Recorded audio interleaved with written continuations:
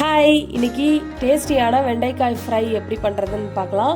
இது வந்து விழுவிழுன்னு வராமல் இருக்கிறதுக்கு என்னென்ன டிப்ஸ் அண்ட் ட்ரிக்ஸ்ன்னு சொல்லியிருக்கேன். வீடியோ ஸ்கிப் பண்ணாமல் கடைசி வரை பாருங்கள். வாங்க வீடியோக்குள்ளே போகலாம்.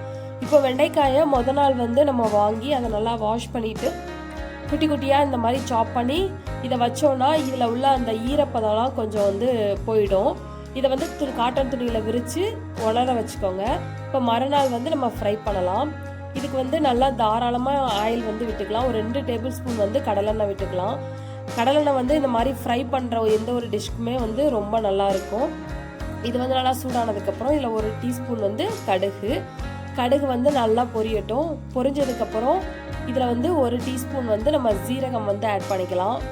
இந்த மாதிரி வதக்குறது பொரிக்கிறதுக்கு எல்லாத்துக்கும் வந்து நம்ம ஜீரகம் கண்டிப்பாக ஆட் பண்ணோன்னா நல்லா டேஸ்டியாக இருக்கும். அதில் ஒரு 7-8 சின்ன வெங்காயத்தை குட்டி குட்டியாக சாப் பண்ணி அதையும் ஆட் பண்ணிக்கலாம்.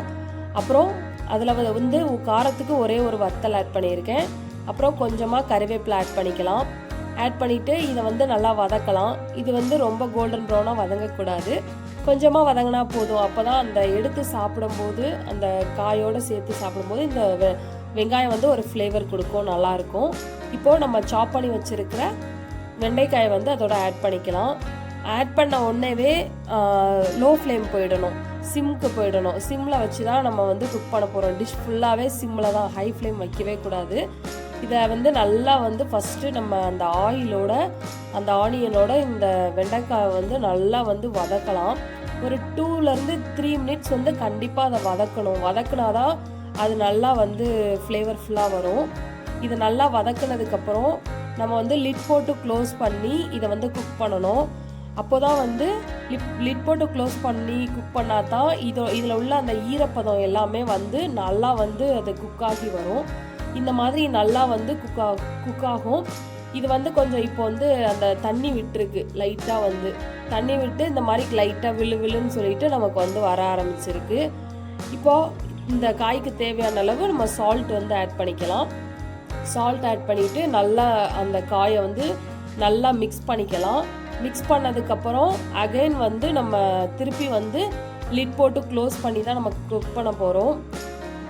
நம்ம வந்து அந்த விழுவிழுப்பு தன்மை போகிறதுக்கு நம்ம வந்து சிம்மில் வச்சு தான் நம்ம குக் பண்ணணும். ஹையில் வச்சு குக் பண்ணால் இந்த டிஷ் வந்து நல்லா இல்லாமல் போயிடும். அதனால் வந்து நம்ம சிம்மில் தான் வச்சு அதை குக் பண்ணுறோம்.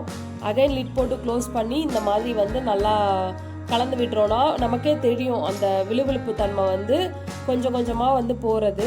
அப்புறம் வந்து என்ன பண்ணுறோன்னா இது காரத்துக்கு தகுந்த மாதிரி நம்ம வந்து மிளகாய்த்தூள் வந்து ஒரு 1/2 டீஸ்பூன் வந்து நான் ஆட் பண்ணியிருக்கிறேன். எனக்கு 1/2 டீஸ்பூன் போதுமாக இருந்தது. வேணும்னா நீங்கள் 1 டீஸ்பூன் ஆட் பண்ணிக்கோங்க. இதையும் வந்து நம்ம சிம்மிலே வச்சு நல்லா வந்து வதக்குவோம். இப்போ வந்து நம்ம காரப்பொடி சேர்த்துட்டோம், அதனால் வந்து நம்ம திருப்பி அகைன் லிட் போடக்கூடாது. அப்படி லிட் போட்டோன்னா அடி வந்து ஒட்டும். எப்போவுமே வந்து காரம் ஆட் பண்ணதுக்கப்புறம் நம்ம வந்து லிட் போட்டு க்ளோஸ் பண்ணாமல் தான் குக் பண்ணணும். இப்போது இந்த அளவுக்கு நல்லா சிம்மில் வச்சு நம்ம நல்லா வந்து வதக்குனதுக்கப்புறம் தேவையான அளவு நம்ம தேங்காய் துருவலை வந்து ஆட் பண்ணிக்கலாம். வேணும்னா ஆட் பண்ணிக்கலாம், இல்லை அப்படியே வந்து நம்ம ஸ்கிப் பண்ணிக்கலாம் இந்த ஸ்டேஜை. எனக்கு வந்து அது நல்லாயிருக்கும், அந்த டேஸ்ட்டாக இருக்கும் அந்த தேங்காய் துருவல் வந்து, அதனால் ஆட் பண்ணியிருக்கேன். இது நல்லா வந்து நம்ம வந்து கலந்துக்கலாம். கலந்ததுக்கப்புறம் ஒரு 2 நிமிஷம் கலந்தாலே போதும். நல்லா வந்து அது அந்த வெண்டைக்காயோட நல்லா வந்து ஒன்று சேர வந்துடும். இப்போ இதை வந்து எடுத்து கலந்து சாம்பார் சாதம் அப்புறம் நம்ம தயிர் சாதத்தோடு சர்வ் பண்ணோம் அப்படின்னா அட்டகாசமாக இருக்கும். இதை மாதிரி ரெசிபீஸ்க்கு துர்காம்பிகை கிச்சனை ஃபாலோ பண்ணுங்கள். பிடிச்சிருந்தா லைக் பண்ணுங்கள். நெக்ஸ்ட் வீடியோவில் பார்க்கலாம். பாய் பாய். தேங்க்யூ.